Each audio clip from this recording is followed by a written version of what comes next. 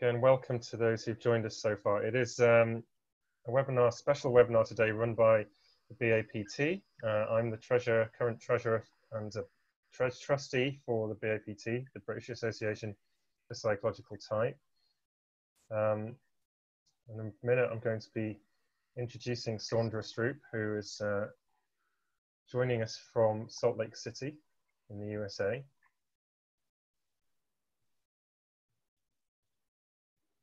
It's now about 2 minutes past.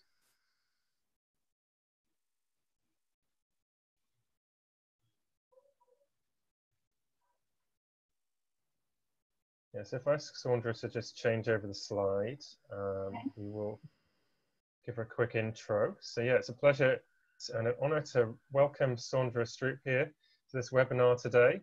Like I said, she's joining us from Salt Lake City, Utah in the United States. She's got a distinguished background, running her own business and consulting for the likes of CPP, the Myers-Briggs company, other companies as well. She's got over 20 years experience in this industry. She's going to be talking about careers today as one of her special areas of expertise. She's worked with many companies in this area and authors books and articles in this area too. She's said that if you want any copies of these articles that she's written, then you can always contact her afterwards and get copies of those. So without further ado, I'd like to hand over to Saundra. Okay, thank you so much for that introduction. Today we're going to talk about career and using the Myers-Briggs to really thrive in a career. So what I wanted to do is start out by talking about the idea of career resiliency. So I want you to think about it and ask yourself, if you left work in time to watch the sunset, what would the consequences be? And so I'd like to hear from a few of you. You can type in the chat box or you can speak up. You know, just thinking about that. If you left work to watch the sunset, or for any other reason really that you would enjoy, what would some of the consequences be? See one chatting, I'd feel happy, so feel good. What else? What are some other ideas?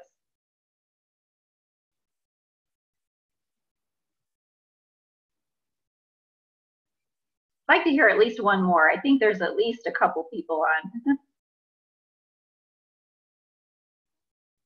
Obviously, feeling happy is a positive consequence. It would feel good. Would there be any negative consequences?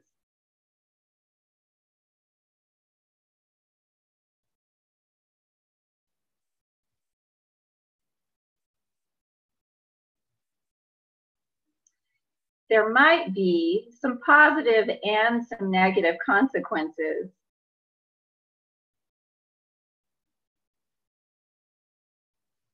So I see someone else chatted in, I work from home every day and live near the sea. I'd feel good having the well-being every day. And then one of the negative consequences I see in the chat box is I might not finish everything I wanted to.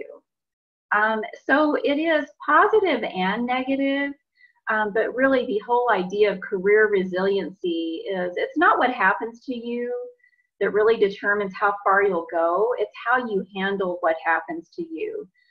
So any of those choices that we make can be positive or negative depending on how we react. And obviously type is about knowing yourself, being self-aware, understanding yourself and your strengths and what's important to you, and using type to help make those kinds of decisions when it comes to coping with career change or managing career. So some of the things that we're going to talk about today, the whole idea of resiliency and coping with change when it comes to career change, applying the Myers-Briggs to help you understand strategies for helping stay resilient yourself or helping others as a consultant or coach, helping people make career change and make effective career choices, And then I'll share with you some of the research on women in career development. So even if you're a man, I think it's interesting because you may be coaching women, or surely you have other women that you work with. And as a coach or a consultant, there are some things that are unique to women that you'll want to keep in mind. So we'll talk about that, and we'll talk about some of the skills that you need to advance a career, and some of the Myers-Briggs myths that are related to this topic, and then ways to demonstrate diversity and manage diversity when it comes to managing a corporate career program. So I'll share with you some ideas around measuring the success of career development programs, if you're working with a corporate client, and also ways to manage diversity. Are there any questions before we get started about what we're going to cover today? I'll go ahead and dive in. So when it comes to career change, one of the things to keep in mind is that it's like any other change, and it requires us to unlearn old behaviors and learn new ones. So anytime, even if it's a change that we've decided to make, move to a new position, it's usually difficult and stressful for most people. When you start a new position, usually at least the first 3 months, it's that time when you're really learning the new organization or the new role if you are moving from a corporate position to a self-employment. And there's always some kind of loss that happens. So just like in any change, there's the loss of the old familiar ways of doing things, the comfortable habits that we have. So anytime there's a change and loss, there's some form of emotion and grief, and it's a very personal experience. And I think that's really where the Myers-Briggs can help, because it helps us to understand ourselves. So if you think about coping with career change, what I'd like for you to do is think about 2 career changes that you've experienced. So one that was easy to accept and one that was difficult. And I'd like to hear from you. You can type in the chat box or you can speak up. What is it that really made the difference between the career change that was easy and the one that was more difficult or hard to manage? So think about those 2 career changes and what made the difference. What are some ideas that you have?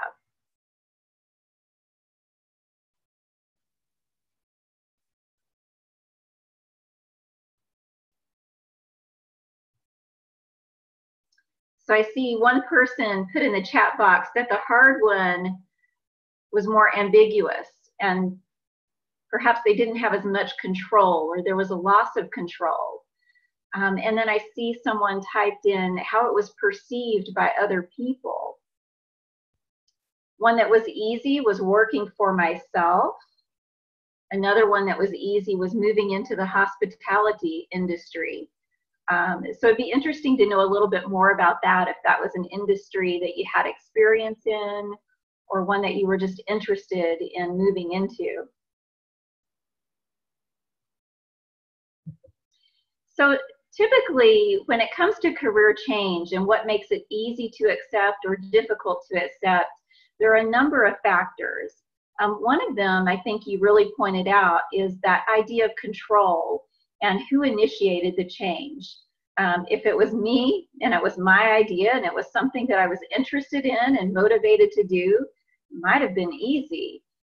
But if it was something that was initiated by someone else, and there was a feeling of a loss of control, that kind of change could be more difficult. I see someone else typed in that it was easy leaving a law firm and working for myself, having an INFJ preference. So, moving to self-employment in that situation was easy. Another factor is how much you participated in the planning process. So if you were the person to really think about that idea of becoming self-employed and initiate the whole plan, perhaps take your time in, thinking about the financial aspects and the whole change in your lifestyle, would be something that would be easier to accept than perhaps a job ending and suddenly being on your own. The degree of control has a big impact. And sometimes the change itself has an impact on our feelings of security. So our safety and security in the situation. If you think about Maslow's hierarchy of needs, sometimes there's a feeling of loss of security when we make a career change, or it's something that we hadn't quite planned for. And then it also ties back to our personal values. So, you know, if the change is moving into an area that we're really interested in, if there is a desire to spend more time with our family, perhaps, and the change allows us the flexibility to do that, and it's really in alignment with values, then that would be easier to accept than a change that perhaps is driven by a corporation and we hadn't planned for, and it requires relocation or something else that may conflict with a personal value. So there are a number of factors that come into play when it comes to coping with career change, but there's always an adjustment. When it comes to resiliency and being able to bounce back or spring back into shape and be effective in that new career or that change, there are a number of strategies that can be helpful. And these are from the OPP Guide to Resilience. It's a great ebook that's out there and available. So some of the things that are really helpful are making connections and building relationships. So especially if you're moving to a new location or moving to a new company, making connections right away and building relationships with new people in the area. I remember when I moved to Salt Lake City, I'm originally from Dallas, it took about 3 to 6 months for me to feel like Salt Lake City was home, and I had friends, people that I felt like were good connections in the area. So it's also helpful to rely on your close relationships, your family and your friends throughout those career changes, the people that know you well. And to know that change is just a part of living, that it's something that's constant, it's not going to go away. To start planning and develop realistic goals and move towards them consistently. Sometimes the pace is quicker than others. If a career change is sudden and it's something that perhaps the company had a reduction in force or a layoff, something that you weren't planning, sometimes it seems more sudden than something that you're planning yourself. But setting a goal and moving towards it is something that can keep you moving. Nurturing a positive view of yourself and your strengths, and that's certainly an area where the Myers-Briggs can help as you're coaching people really to point out their strengths and point out those aspects of their personality that are going to help them move into that next role or the new position. And then taking action is really important. So being decisive and taking action, we'll talk a little bit later on about how you can use the Myers-Briggs to help people make career choices. And then looking for opportunities for self-discovery. So sometimes it's really helpful just to think about yourself and your own reaction to the change and how easily you're accepting it. I like that quote on the slide, when the winds of change blow, some people build walls and others build windmills. So are you the kind of person who is ready to move with the change and help make it happen, take action, or are you a little bit resistant? And that's natural, but to recognize that in yourself and to create some actions for moving forward. When it comes to applying the Myers-Briggs, some of the ways that it can help us is, first of all, clarifying what motivates you, the type of work environment and the role and the work that actually fits our type. It can also help in building self-awareness, just being aware of your own behavior, your communication style, the impact you have on other people. You can use the Myers-Briggs related to stress and thinking about the whole idea around the stress that a person might be experiencing during that career change, and then appreciating strengths and creating a plan for leveraging them, and then using the decision-making preferences, the sensing and intuition, thinking and feeling to help make effective career choices. So there are a lot of different ways to apply the Myers-Briggs. If we think about stress and the stress that you might experience during a career change, it's certainly related to type. And I won't go through this in great detail, but just thinking about this can help you understand some of the strategies when it comes to resiliency that might work best for your type. You know, for example, if you're a very strong sensing type, getting some clarity and some direction is going to be really helpful. Versus, you know, thinking about being a very strong intuitive type, something that might be stressful would be having to follow those exact instructions. So every type is different when it comes to the kind of stress that you're going to experience during a career change. And the resiliency strategies that will work for your type are very different. In the OPP guide around career resiliency, it talks about cutting the link between the stressors and distress.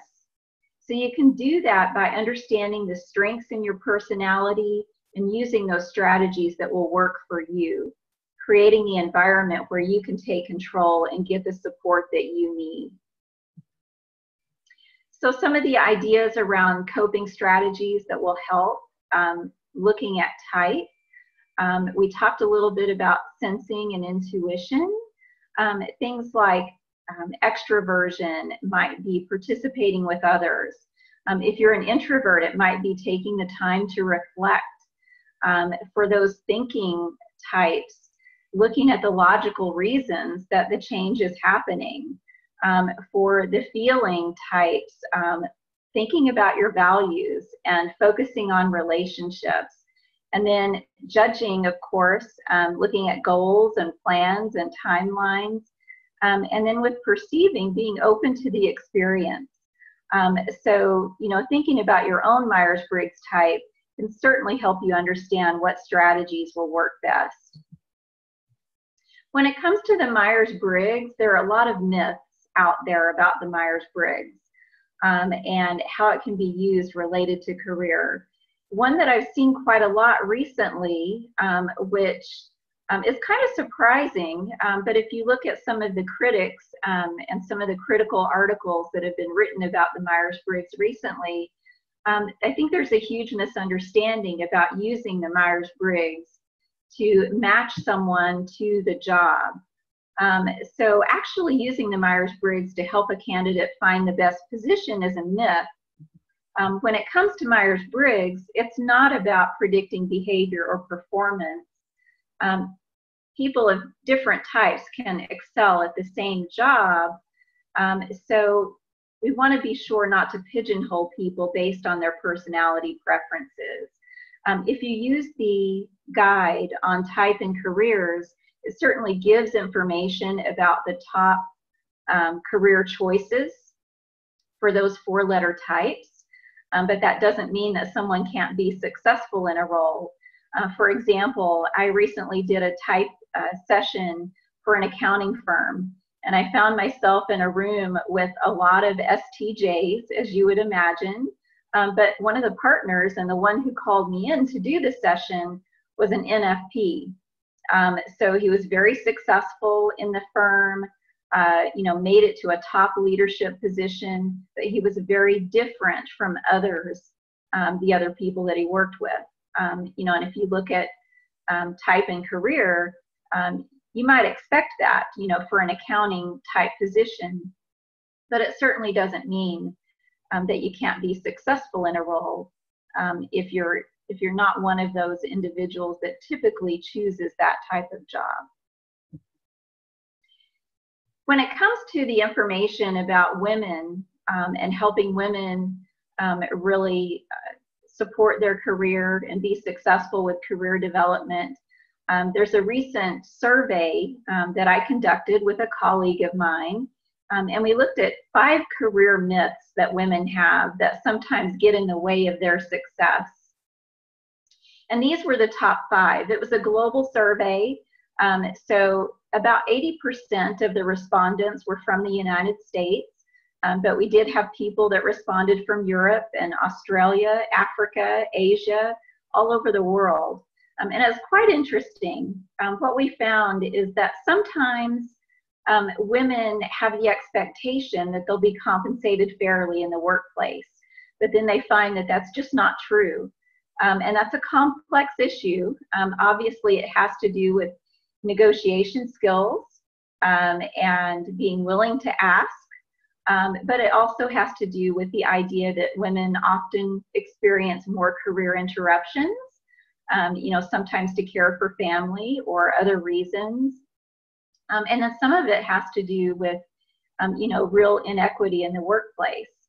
So it's a complex issue, but that's something that, sometimes women get surprised by. And so sometimes there's an opportunity to coach around negotiation and really thinking about their strengths and what it is they bring to the workplace and what the real value of that is when it comes to compensation and benefits in a role. The second one that we found that people experienced in their careers was the idea that women have that their skills and experience matter most. So if they have the skills and experience to do the job, that they should advance and of course, be paid more and rise to the top in a corporate position.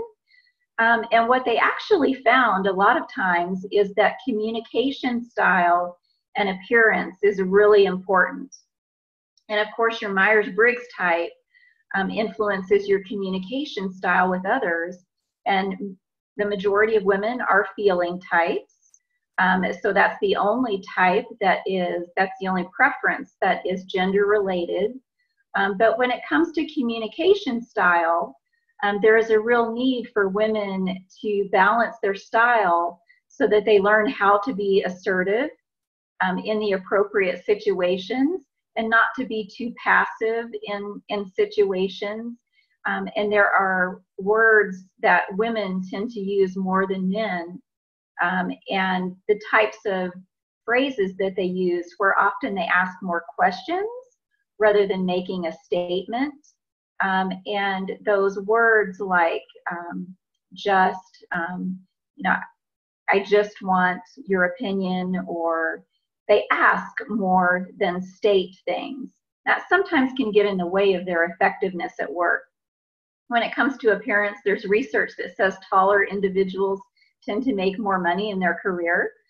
So that's one that I find interesting. If you're a small, petite woman, you just know that's something that you can't change about your appearance, but it may have some impact. I know in my own corporate career, if I walked in the room with a taller person, oftentimes the reaction that I would get is people would look at the two of us and say, okay, which one of you is the manager? So those are things just for women to be aware of when it comes to communication and appearance. The other one, if women are assertive and drive for results, it will benefit their career. What we found in the survey is that sometimes assertiveness was perceived negatively. So this is something that has to be carefully balanced. In some situations, in some environments, if women behave assertively, it's viewed more negatively than others. So that's something really important to be aware of for women in particular. And then the idea that advancement is only dependent on performing well. There are a number of factors that may come into play when it comes to career advancement. And then the idea that women and men believe in equality. So there's still a lot of unconscious bias out there and a lot of things that people need to be aware of in order to make change. A few other things that I found in the research is sometimes women unintentionally stunt their careers by being overly modest, not asking for things, just blending in or remaining silent. So if you're a woman, those are things to think about. If you're coaching women, you know, certainly something for you to be aware of as you use the Myers-Briggs and think about how it relates to gender. So when it comes to skills and real skills that you need to thrive in a career, some of the ones that I wrote about in the article that was mentioned earlier are decisiveness, assertive communication, political and organizational savvy, the ability to inspire performance in others, especially if you're aspiring to a leadership role, that you need to be able to motivate others to perform. And then the whole idea of work-life balance. While that might be a myth in itself, I think that you do need to prioritize the idea that you can feel comfortable in some situations taking that day off to go off and watch the sunset, and feel comfortable that you have a work-life balance where you can enjoy yourself and be effective and perform at work. So we'll talk about each one of these and talk about how it relates to the Myers-Briggs. So first of all, when it comes to decisiveness, the majority of women, 60%, are feelers. And studies have found that feeler types are less likely to score well on assessments that measure things like critical thinking and your approach to evaluating arguments and drawing conclusions. So when it comes to advancing in a career and thriving in a career, there are times when decisions need to be made, and the call needs to be made, sometimes quickly if it's an urgent situation. So it's something to be aware of, whether you're a man or a woman. If you have feeling as a preference, to think about using that thinking preference and perhaps, you know, using those abilities to make decisions using logic and drawing conclusions using all of that information. So when it comes to the Myers-Briggs again and thinking about myths and things that people sometimes believe about the Myers-Briggs that are not true, there's another one around sensing and thinking. So sometimes we might think that people who prefer sensing and thinking are better decision makers than NFs, the intuitive feeling types. And that might be because they're more attentive to detail and the logic in the situation. So I'm just going to ask you, and maybe you can type in the chat box, do you think this is a fact or a myth?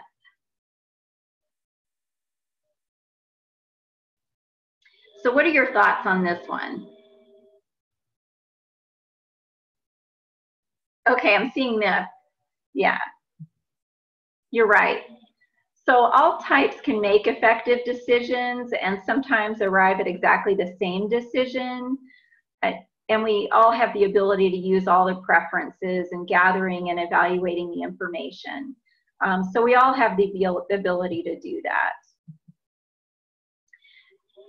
The second skill that I mentioned was balanced communication.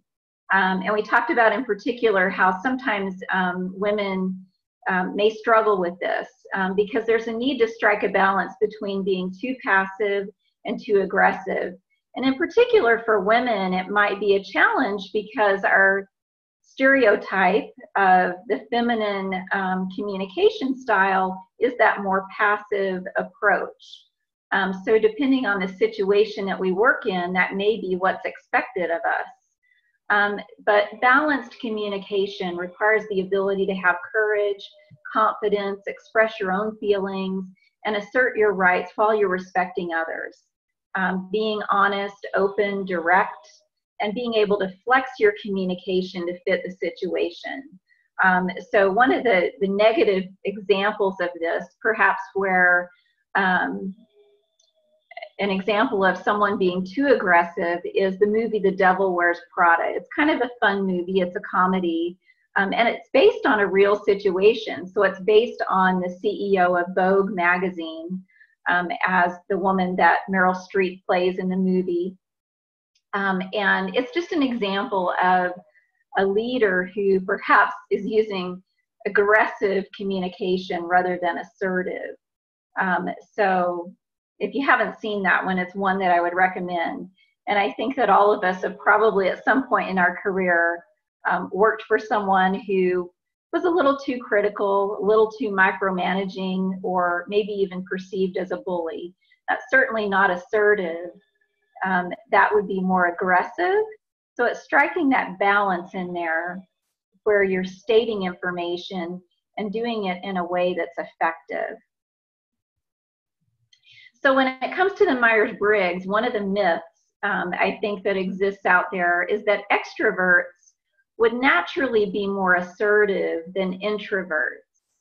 So I'd like to hear from you again. What do you think about that one? And you can type in the chat box whether you think that's a fact or a myth when it comes to extroversion and introversion and being assertive, especially in career.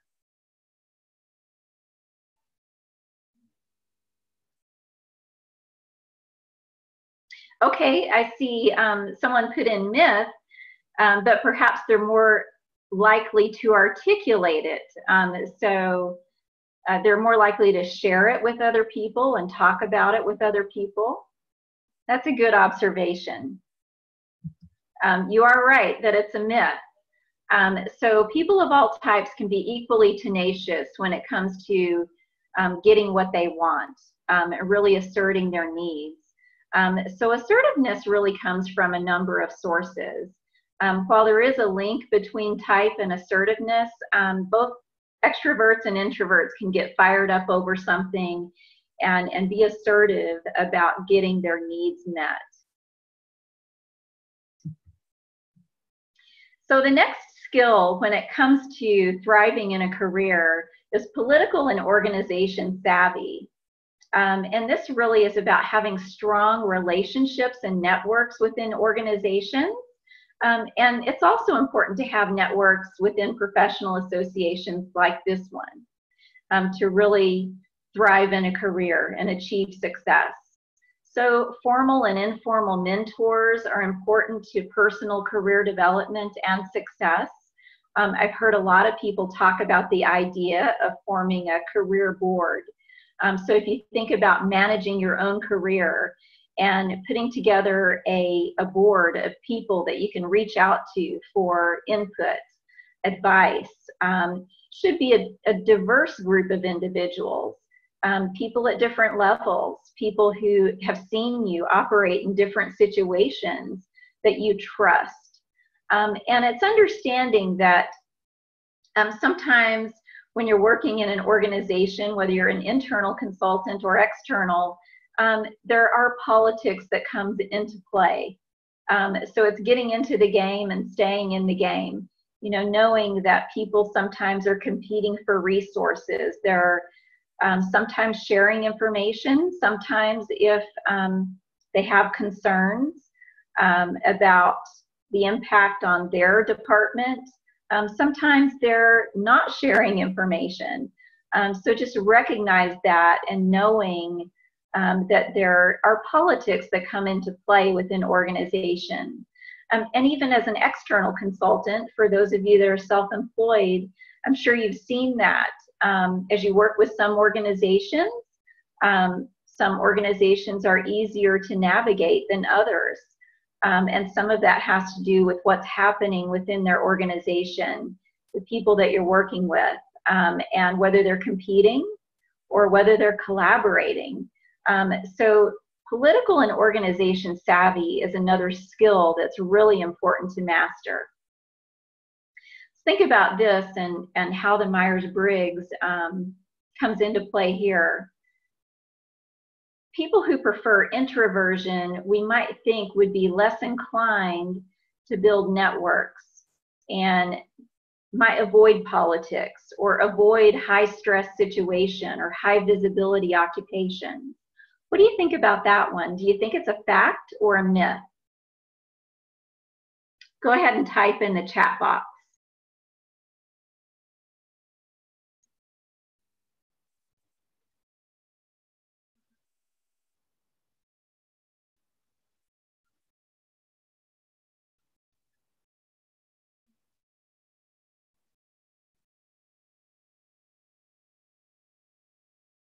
So I see one comment that, maybe perhaps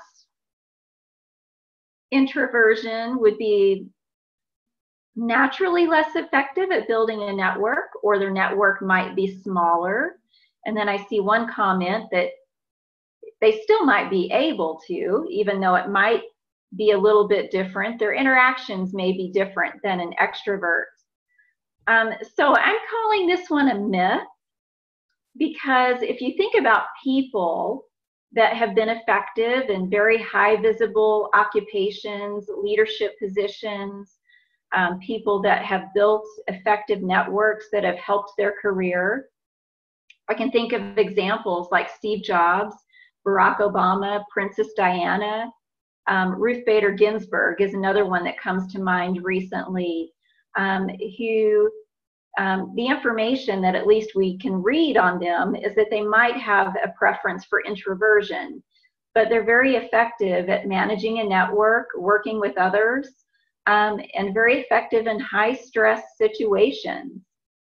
So the Myers-Briggs identifies how you're energized, not how outgoing you are. So there is a difference when it comes to, where we get our energy, and how effective we are at building a network. So I think you're certainly right that the way that an introverted person might interact with their network would be very different. They may have smaller and closer relationships, but they're just as effective at building a career network. I saw, this is kind of a side note on Ruth Bader Ginsburg. I saw a really great movie at Sundance. I live in Salt Lake, so close to the Sundance Film Festival. There's a new movie that was just released this month called RBG. So it's a great example of an introverted individual who did a lot in her career, and the relationship with her husband, who was more extroverted. So it's quite an interesting story if you have the opportunity to see that one on Netflix or some other venue. It's one to look for. The next skill is inspiring performance. So when you think about really advancing, especially advancing to a leadership role, the ability to inspire others and maintain that relationship while you're achieving results, and communicate using multiple methods. Because a lot of inspiration is around having that variety of communication to appeal to multiple people, and being able to listen to others and also give direction. So in my own personal career, one of the examples that I've seen of this is a woman named Judy Johansson. Judy was the CEO of the power company that I worked for here in Utah. It's called Rocky Mountain Power. And she was also the president of Marylhurst University. And if you just look at what was written about her when she was appointed to be the president of Marylhurst University, the words that were used show a very, very good balance in terms of her communication, and also the ability to inspire others. The words around being an organizational leader, a strategic thinker, but also a good listener, being willing to invest in people and bring out the best in others. And what really struck me about her leadership style being so different from other leaders that I've experienced at that level is that people in the organization really felt connected to her. Whether you were a senior executive or you were a lineman who worked on the power lines, they all felt like they knew Judy. And they all felt like they could pick up the phone and call Judy if they had something that was important to talk about. So it was a really interesting experience working for someone who was able to inspire people that way. She often had phone calls. They were conference calls. Once a month, we would have a conference call with all employees to talk about the state of the business. And of course, she had meetings with her executive team. There were leadership conferences. So there were a variety of communication methods. There were written communications that went out when there was information to share. We had an annual employee engagement survey, and the results were shared online and in written format. So whether you were sitting at a desk on a computer or you were out in the field, you had access to information and the opportunity to attend voice-to-voice communications, as well as seeing information written. So a lot of that has to do with really balancing the communication methods, and then the ability to listen as well as give clear, assertive direction. When it comes to the Myers-Briggs, let's think about intuitive types and sensing types. When it comes to inspiration, a lot of times we tend to think about intuitive types as perhaps being more creative and more inspiring than sensing types. What do you think? Do you think this is a fact or a myth?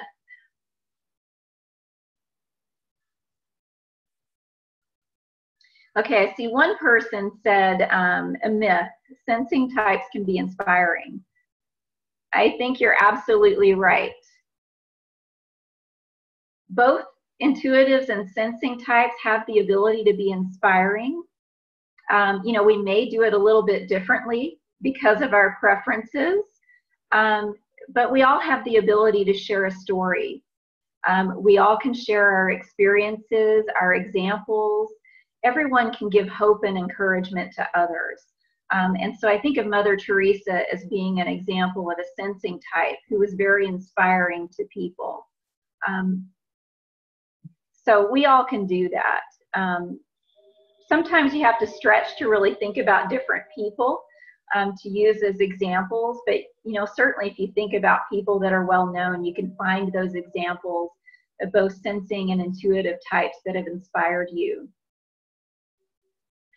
The next skill to talk about is this idea of work-life balance. So work-life balance was used in the late 70s to describe that balance between your work life and your personal life. And it's really about fulfillment outside the workplace. And it has to do with managing stress in personal and professional settings. So the idea is that, you know, really, if you derive a lot of satisfaction from the work that you do, and you can earn a living doing it, and you get a sense of freedom, you know, perhaps your work will give you all the work-life balance that you want. But sometimes people do experience stress in this area.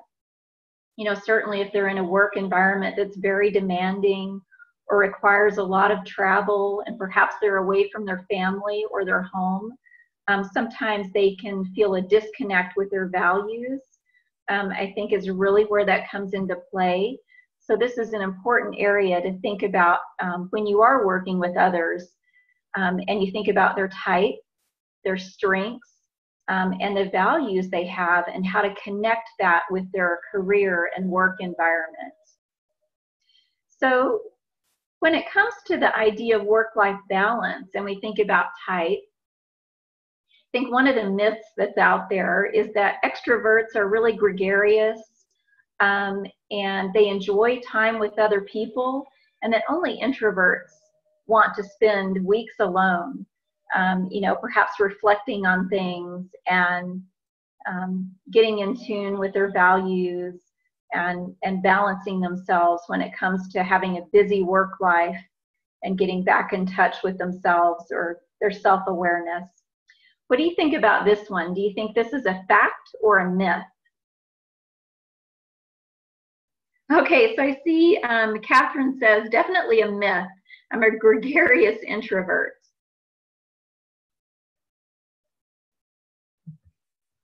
Yep, that one's a myth as well. So people of all types need balanced time. They need time alone. They also need time interacting with others. And everyone values relationships. And everyone really needs social ties and interaction for our own survival. So it's important for all of us to have that network.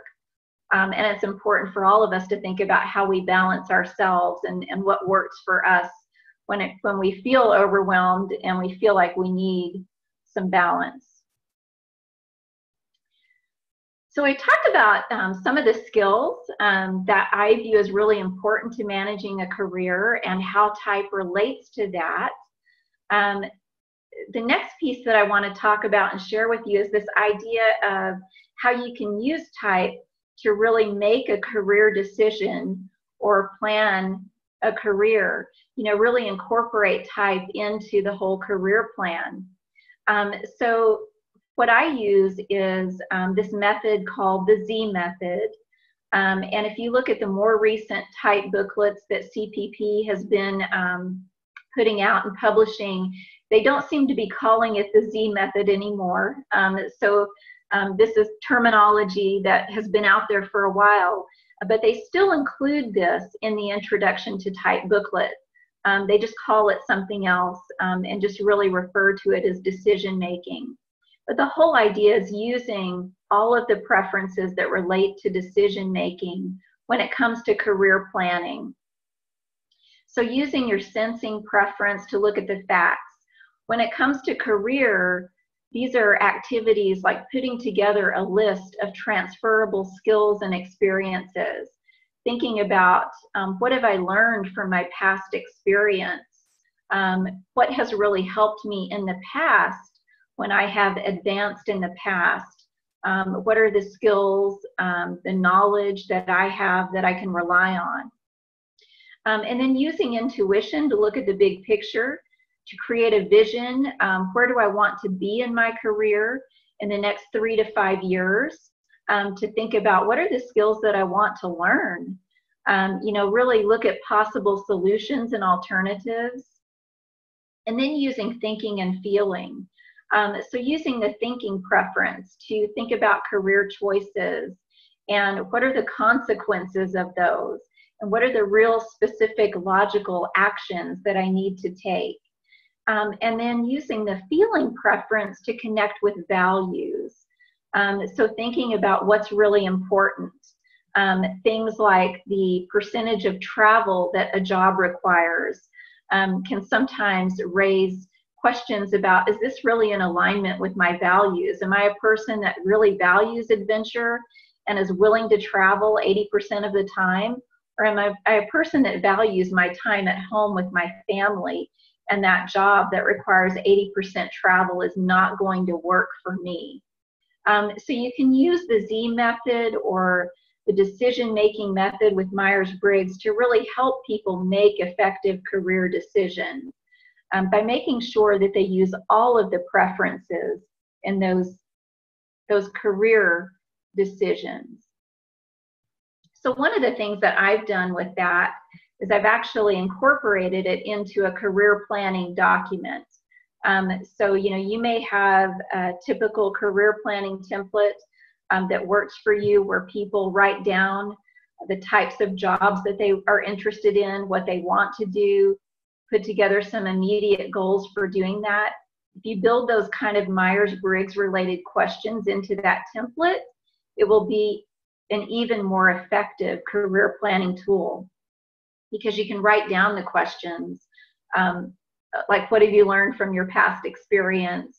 What are your transferable skills? What's your vision for the future? Without even calling it Myers-Briggs, and it will help people make effective decisions.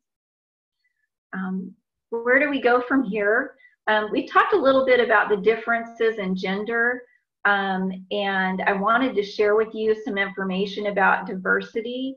If you're working with a corporation and putting together a career program, one of the things to know is that the companies that have more diversity in their top leadership have outperformed others when it comes to things like return on equity, operating results, and stock price. So it's something important to incorporate into a corporate program that you might be doing. So this information comes from McKinsey & Associates. It's been adapted a bit, but some of the things that you can think about if you're working with a company are looking at options like telecommuting and flexible schedules. I think it's something that with the millennial generation being even more tech savvy, it's really important.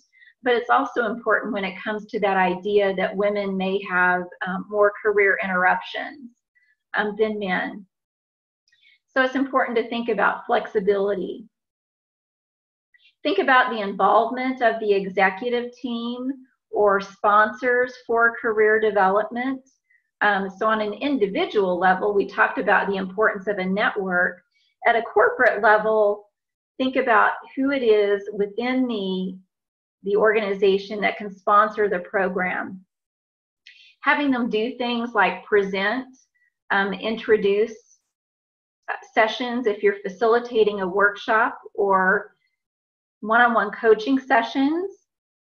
You may have them write something about the importance of it or do an introduction. Encouraging networking within an organization. Mentoring programs are also really helpful. Looking at performance evaluations, how those are measured, and how that relates back to the whole idea of career in the corporation.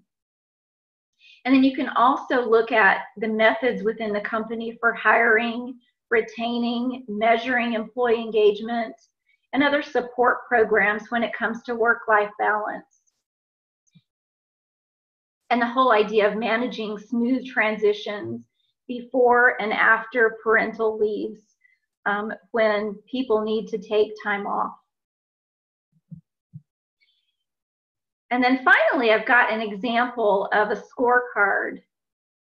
Another piece that's really important when it comes to implementing a program within an organization is showing your success. Maybe easier in a one-on-one coaching situation to work with some feedback and more informal measures of success, just feedback from the person or a simple evaluation form. When it comes to doing a larger corporate program, you may want to have something like this. So this is just an example of what you could do on one page. So up at the top, it's got a description of the initiative. And this is an example of one that I did within a large organization. So the audience was early to mid-career leaders or emerging leaders, people that were identified as high potential and ready to move into a leadership role.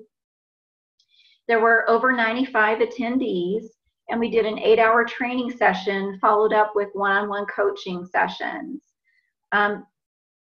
This has a brief description of some of the objectives.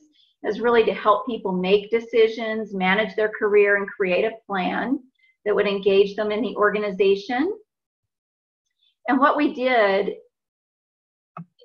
if you look at the different levels, is to measure satisfaction, we did an evaluation. So it was an evaluation the day of the program, and we looked at the overall average rating. So on a scale of 1 to 5, what was it rated? And then to measure learning, there was a pre and post assessment. So before attending the 8-hour program, I sent out a survey asking people to answer questions like, on a scale of 1 to 5, how much do you know about the resources that are available to you for managing your career? On a scale of 1 to 5, how prepared do you feel to manage your career? So asking them questions about how much ownership they're taking, how prepared they are, how much they know about the organization, using a rating scale as well as some open-ended questions. The rating scale is helpful because it allows you to compare numbers when you're looking at the post-training results. So after the training session, I sent out the exact same survey, and then we were able to show that before attending, for example, when it came to their knowledge of resources, they might have rated themselves around a 2, and after the session, they're rating themselves a 4.5. So you can show immediate impact there in the difference with what they've learned. The third step is around application. So the third step was about asking people for examples of actions they had taken 90 days after attending the program. So I followed up, and one way to do this is to actually have a follow-up session. You can bring people together. You can do a 1-hour webinar like we're doing today, or if you have the luxury of bringing people into a conference room, it could be an hour to a 2-hour lunch, and you can talk about what have they done since they attended the program and get real specific actions. Have they met with their leader? Have they discussed their career plan with a mentor? Have they volunteered for a new project? What you want to do is gather examples of specific actions people have taken 90 days after the program. 60 to 90 days is a good time frame to follow up, because it's a good time for you to refocus people if they haven't done anything. You can find out what the barriers are, and you can find out what's preventing them from following through. Usually at the end of a training program, we ask them what they're going to do next. So 60 to 90 days is a great time to check in. You can do that in the in-person session, over a webinar, or you can also do a survey.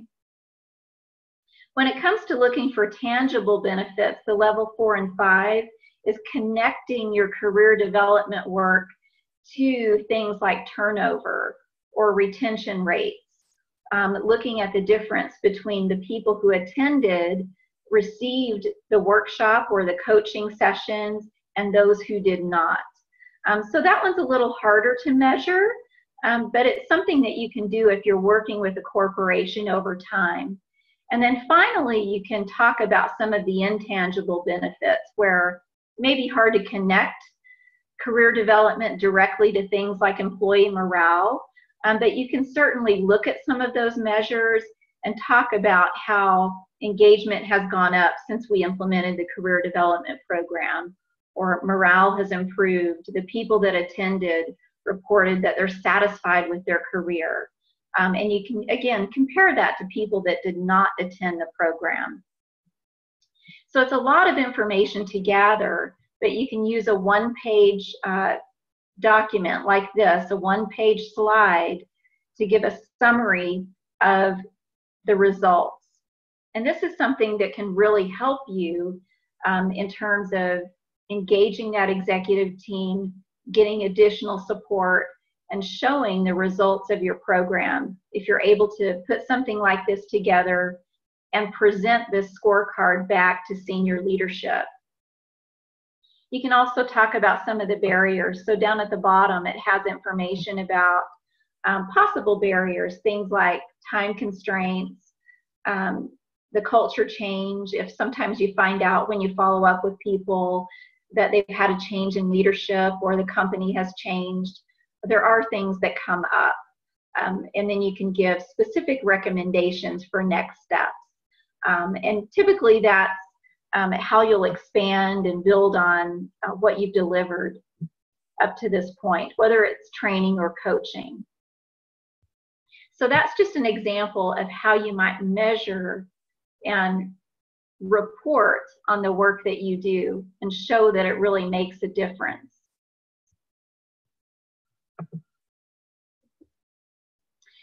We mentioned earlier there's a lot of articles, and I'd be happy to share these with you. One of them is an article that I did with CPP that talks a little more about career choices and using the Z method that I talked about earlier. And then Women, Water, and Leadership is one that talks about the gender differences. And then Integrated Talent Management Scorecards is a book that has all kinds of information about measuring your results. So the example scorecard that I showed you is one that's in a chapter in this book. So if you're interested in that book, it's available on Amazon. Now I've got time for questions and answers. I saw that I've got some information about a time check. So I just want to check in to see how much time we've got left. But what I want to do is give you an opportunity to ask questions and maybe have some additional discussion about the ideas that I presented. I did see one question that came into the chat box about the movie. The movie that I mentioned was called RBG, and it's about Ruth Bader Ginsburg. It's a documentary. It was just released recently within the last month. I've been seeing previews circulating, and it's a really interesting story because Ruth Bader Ginsburg is a woman who's on the Supreme Court in the United States, so obviously rose up to a very high leadership position, and she's very introverted. So what you'll see as you watch the documentary, if that's something that interests you, is you'll see very interesting relationship between her and her husband, a great love story, as well as a career success story. She talks about how her husband, being more extroverted, really helped her to get that position. He was the one who, at that point in time, when it came for her to be nominated, made a number of phone calls and really helped with the networking that needed to happen for that appointment. So it's an interesting story, and you can watch for that introversion preference, you know, as well as just look at, you know, all the interesting impact that she had in her career and that relationship. So what other questions do you have?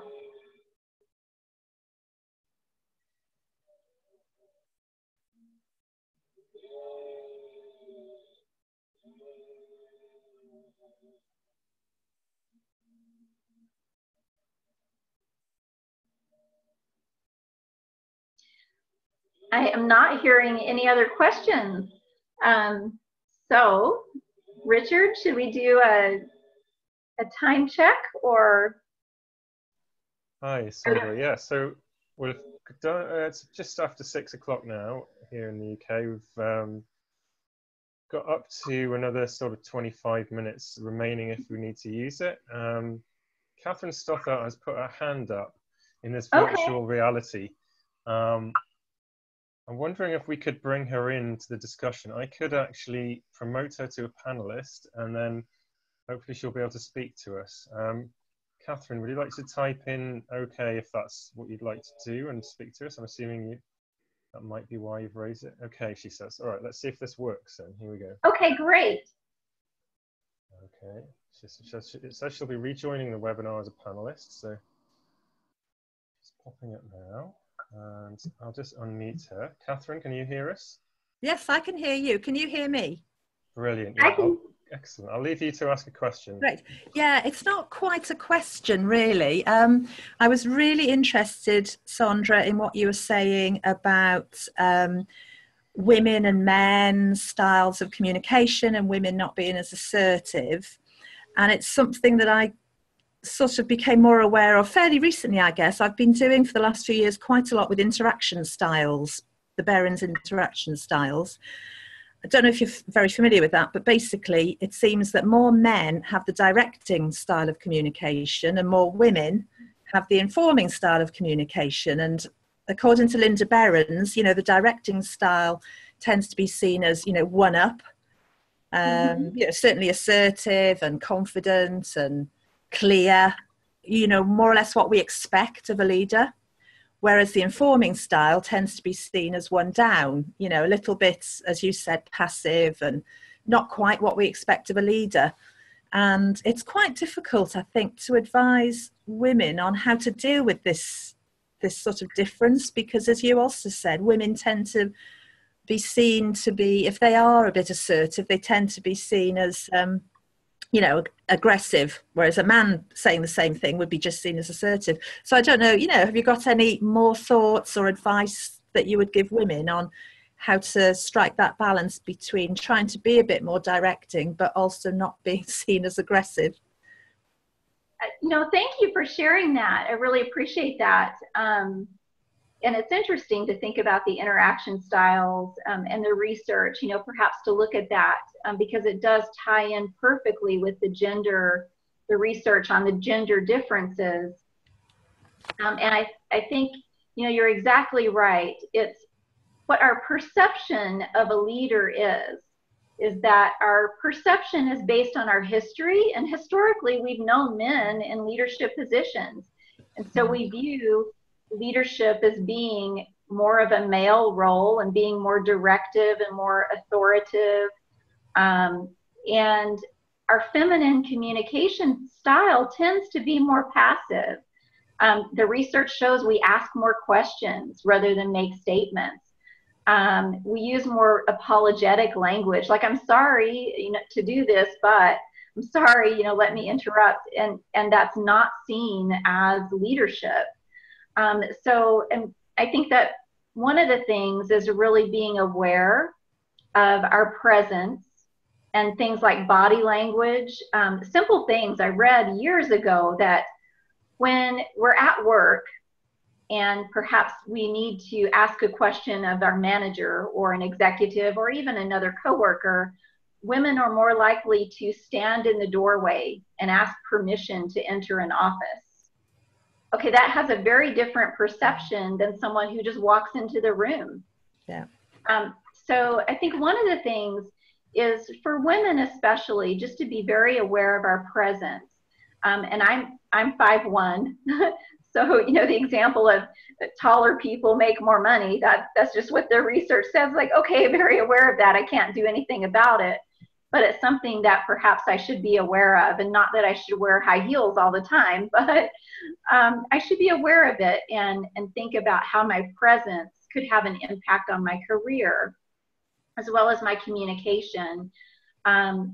So it's hard to strike that balance, because oftentimes when women are being assertive, for whatever reason, they're perceived as more aggressive or micromanaging, bossy. You know, some negative terms come to mind. So it's really having that self-awareness and not being too aggressive. It's really a catch-22 or a double bind, not being too aggressive, but not being too passive. And the only thing that I have found that has been really helpful to me is to look for examples of it. And I think, fortunately, we're getting to the point where you can find some examples of great women leaders. People like Judy Johansson, in my experience, is one of the most effective I've seen in my personal situation, but there are other more public examples out there. It's to look for the women who are communicating effectively, and you can see them in a situation where they're making a decision and they're being decisive, or they're speaking in front of a camera in a very confident manner, making statements. You know, really to watch that, look for role models, observe that, to be aware of your presence, and to strive for that perfect balance, you know, where you're seen as confident, communicating in statements versus questions, eliminating those words that you don't need to use, like I'm sorry, or, you know, I just want to say this, take just out of the sentence. It's not needed there. Being aware of it and then making small adjustments and modifications, but you have to be yourself. Yeah. I think that's something too. People have to be authentic, or it just won't work for you. You know, so if your natural style is more feminine, I think awareness that, you know, it could have some impact in some work environments, perhaps to look for a work environment where it's more acceptable, the culture fit. It's really a tough one. There's no easy answer to that. But I think self-awareness, observation, finding the great role models. Does anyone else, can anyone else think of a woman that perhaps is more a public figure that has a really effective communication style that would be assertive? Mm.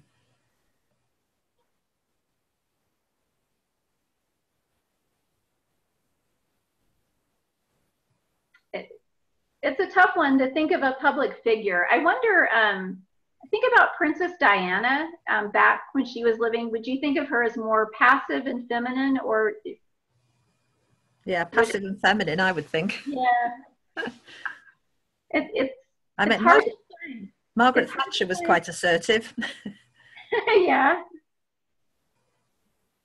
Yeah. Actually, last night on British TV, on the news, they were interviewing the British chief executive of GlaxoSmithKline, who's a woman, but I've forgotten her name. But she came across very well. And I like, Saundra, your idea of observing and looking for role models more. I think that's a really, really good point, which I hadn't actually thought of myself. Yeah.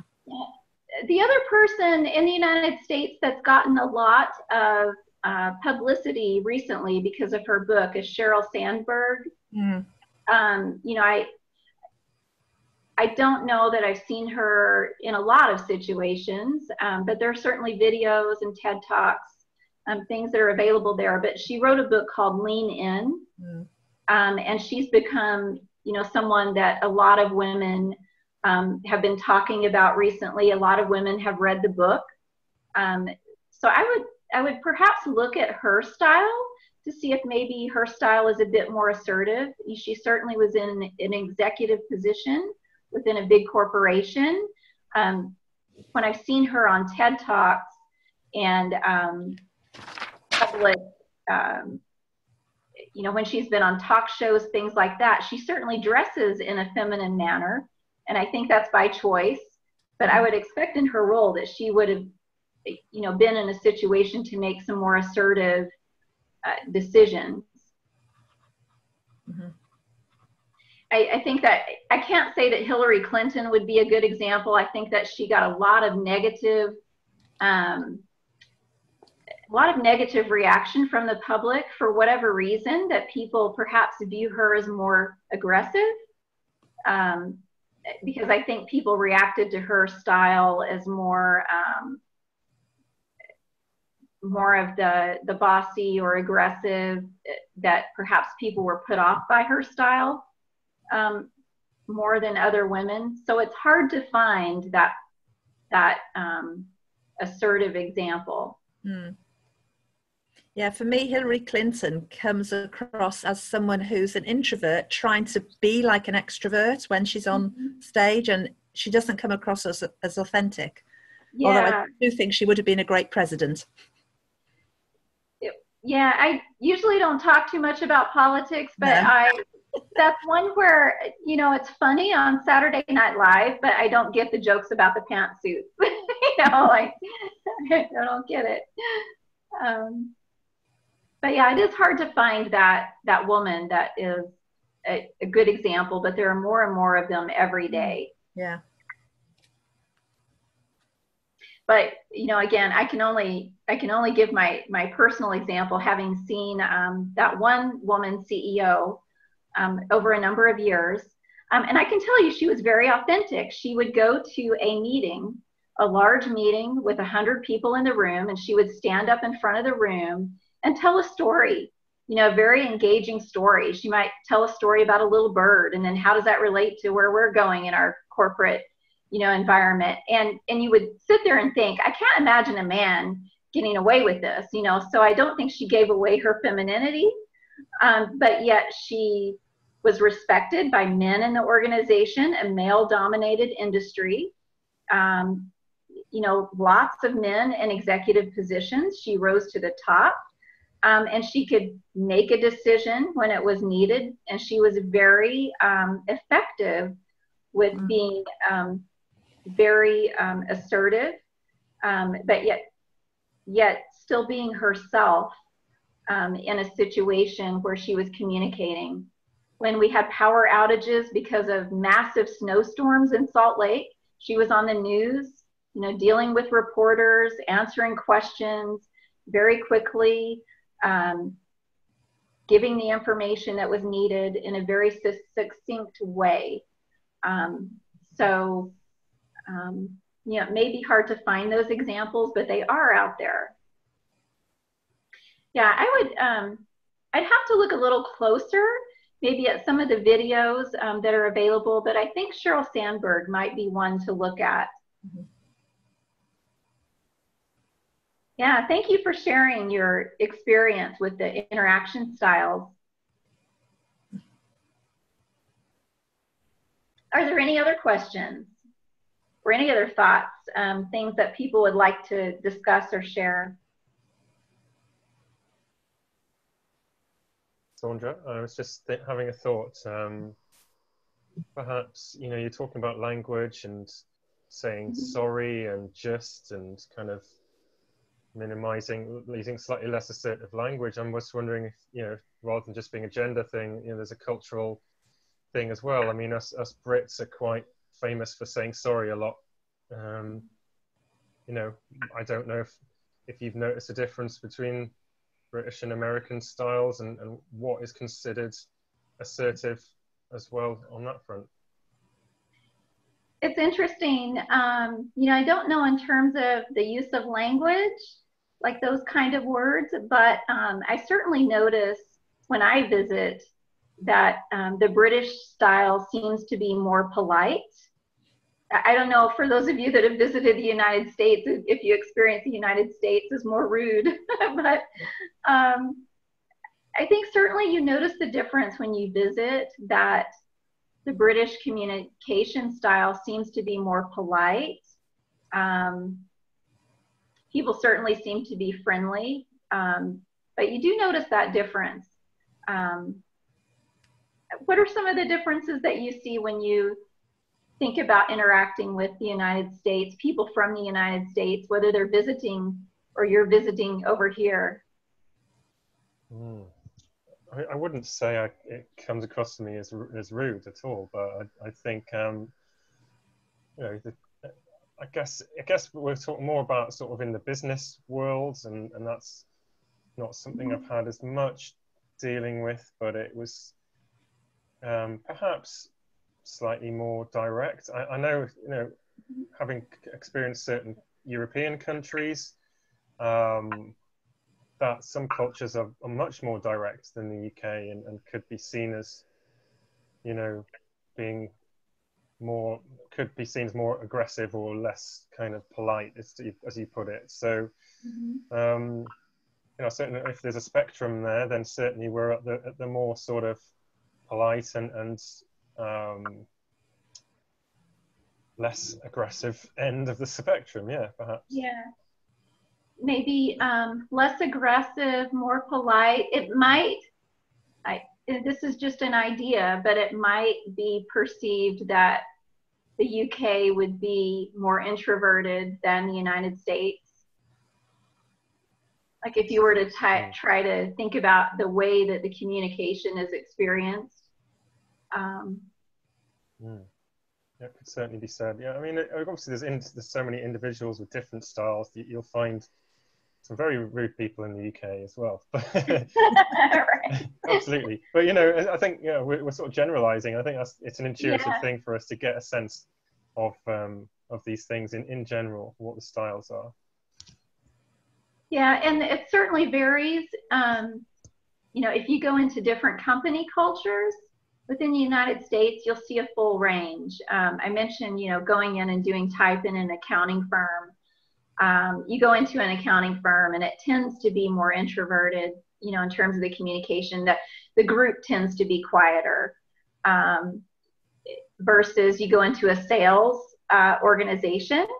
I went in to do a type session with a group of salespeople, and they were doing cheers before the session started. I mean, they had their cheers that they did within the company. They were screaming and yelling and doing cheers. And I said, okay, I'll just play off of this, you know, and I asked someone in the group to be my cheerleader for the 3-hour session. I said, when we take a break, at the break time, you can lead the cheer before we go to break. And I just played off of that. That's not my natural style at all, but it was within that company. So you certainly see differences, you know, within different company cultures, where some you kind of experience as more extroverted and some as more introverted, different communication styles.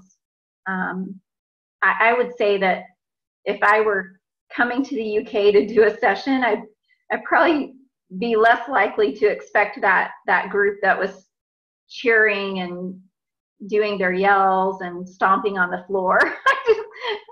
Maybe you have them, maybe you have those groups, but that wouldn't be what I would typically expect.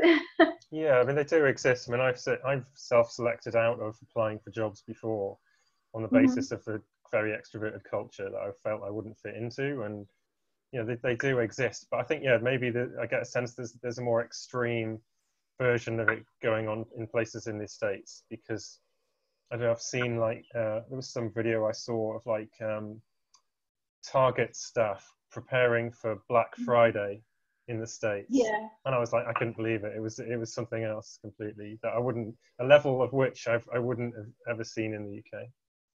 Yeah, and that the sales organizations tend to be especially out there in terms of the aggressiveness and the loudness, I think, even of a session that you might experience. Regardless of industry, compared to other types of roles, certainly if you're in like an IT organization, accounting, finance, engineering, they tend to be, a bit more quiet and perhaps a bit more polite, when they are asking their questions, things like that. So you do see those differences within different industries and different cultures, different positions, depending on who you're working with. But I think as a whole, I would expect that there's probably a lot more of that loud, aggressive kind of communication in the United States. Sure. Okay, so Yeah. where are we at now? Is there any other questions? We've got only a few minutes left for anything else anyone wants to add, or?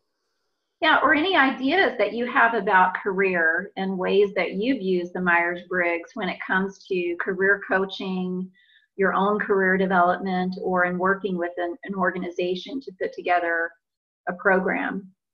Because we touched on all of those kind of real quickly, but if you've got other helpful ideas to share, I mean, I would love to learn from you. And this is a great opportunity to do that.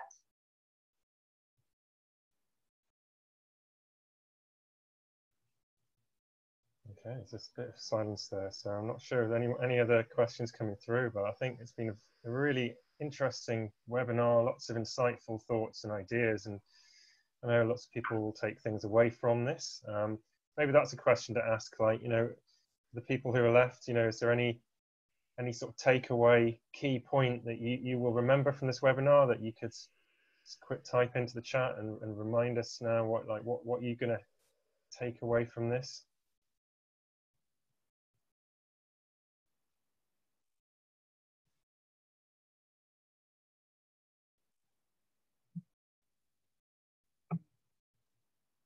Okay, we've got one there. Catherine said, I like the use of the zigzag. That's a good takeaway for Catherine. So yeah, lots of good stuff. That was a really interesting part, and I'm sure everyone else is going to take away different things. So I think probably better wrap it up now. And okay. Well, I certainly enjoyed being here. So I'm sorry that I won't be able to attend the conference. I've attended the past couple of years, so I'm going to be missing that and thinking of you. So I appreciate the opportunity to be with you on the webinar today. And it was nice to keep the connection and to talk with you about these ideas. Yeah, thank you so much, Saundra. We'll hopefully get you back again in future for more webinar, and we'll see you at a conference in the future. So thanks again for joining us and for sharing all of your knowledge with us. So take care, and we'll speak to you again soon. Okay, thank you. Thank you, and thanks everyone for attending. We'll see you again. Remember, the British Association for Psychological Type Conference is this year, the 12th till the 14th of April in Milton Keynes, and there is still time to book your place if you haven't yet. Hopefully we'll see some of you there. So take care, and we'll see you again soon. Okay, bye-bye. Bye-bye.